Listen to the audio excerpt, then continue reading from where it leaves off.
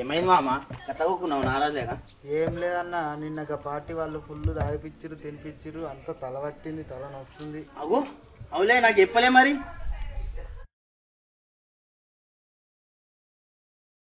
ఏందిరా గట్ల పెడుతున్నావు అని?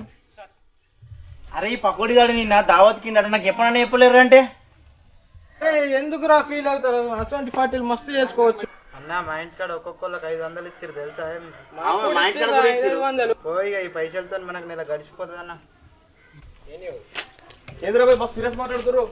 ఏం లేదురా, అన్ని పార్టీలు పైసలు ఇస్తారు దాని గురించి కొంచెం మాట్లాడుతున్నారు. అరే డబ్బులు తీసుకుని ఓటేస్తారా? ఎందుకురా డబ్బులు?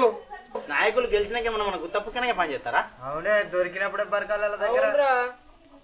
నీ పప్పు ఇంకా మారారా? డబ్బులు తీసుకుని ఓటేస్తే మన దగ్గర అమ్ముకున్నట్టేనా? అవునరా, అలా చేయడం చాలా తప్పు. తప్పేముందిరా, ఏం లేదురా. వాళ్ళతో మనకేం పని అన్న? ఇప్పుడు వాళ్ళకి అవసరం ఉంది, ఇస్తారు, తర్వాత వాళ్ళు ఏం పంచుకుంటారు. ఏమున్నారా, మీరే మారు నాయకులు ఎలా మారుతారా? మనకి ఎలా సేవ చేస్తారు ఇంకా వాళ్ళు? అలా కాదు రామమ్మా, ఈసారి మనం డబ్బు తీసుకోకుండా ఓటేద్దాం రా. మంచి నాయకులు ఎన్నుకున్నాను రా, ఆ సంతృప్తి ఎలా ఉండో చూద్దాం రా. రే, ఓటును నమ్ముకోవడం అంటే మాని మనం తాకట్టు పెట్టుకోవడం రా. ఎందుకురా ఇది?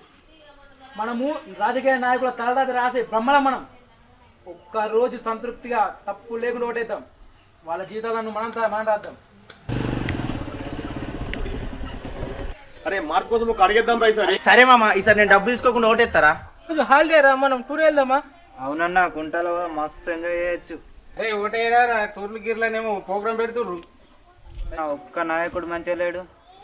మనం డబ్బు తీసుకోకుండా వేసినా కానీ ఏం లాభం ఉంది రా? ఫోంప అది కూడా నిజమేరా, మనం తీసుకోకుండా ఓటేసిన వాళ్ళు మనది కాదురా. ఓర్ని అలా అంటారేమ్రా? ఓటు వేయకపోతే హక్కు ఉన్న దండుగే కదరా. అలా అని అలాంటి వాళ్ళకి ఓటు వేసిన సంతృప్తి ఉండదు. బై నేను అయ్యా బై ఓటు. అవురాబే, అలా మాట్లాడకు. భావితరాలు బాగుండాలంటే ఓటు హక్కు వినియోగించుకోవాలరా. లాభం ఏంటి చేయడం వల్ల? రే, నాయకులకు తెలుస్తుందిరా అలా వాళ్ళని ఎంతమంది వ్యతిరేకిస్తున్నారు. ఎలా తెలుస్తుంది అన్న? అరే ఇప్పుడు నోటని కొత్త వచ్చిందిరా, పైన ఎవరు నాకు ఇష్టం లేదనుకుంటే నోటపై ఓటు వేసి రావచ్చురా. పోలింగ్ శాతం పెరుగుతుందిరా, అందుకే ఓటేయుర్రా. వేయని వారికి ప్రశ్నించే అధికారం లేదు. అలా వేసి వచ్చిన ఎవరో ఒకరు గెలుస్తారుగా. గెలుస్తారు. వాళ్ళు ఎంతమందికి నచ్చట్లేదో వాళ్ళకి తెలిసొస్తుంది. మన ఒక్క ఓటుతో మార్పు రాకపోవచ్చు, కానీ మార్పుకు ఒక్క అడుగు మాత్రం పడుద్ది, అది చాలు. వ్యవస్థను మార్చకపోవచ్చు, కనీసం మనం మారుదాం. మార్పు అదే వస్తుంది. ఓటు వేయడం మన బాధ్యత. ఓటు హక్కును దుర్వినియోగం చేయవద్దు. ఓటు హక్కు దుర్వినియోగం చేసుకోకండి. ఓటును నమ్ముకోవడం మనం చేసుకునే ద్రోహం. అభివృద్ధికి ఇది అంత ఖచ్చితంగా ఓటు వేయండి. ఓటు హక్కును వినియోగించుకోండి. సమర్థవంతమైన సమాజం ఏర్పడాలంటే సమర్థవంతమైన పాలన ఉండాలి. సమర్థవంతమైన పాలన కోసం సరైన నాయకుడిని ఎన్నుకున్న బాధ్యత మనది. ఓటు హక్కు రాజ్యాంగం మనకి ఇచ్చిన వరం. అందరం ఓటు వేద్దాం, అభివృద్ధికి అడిగేద్దాం.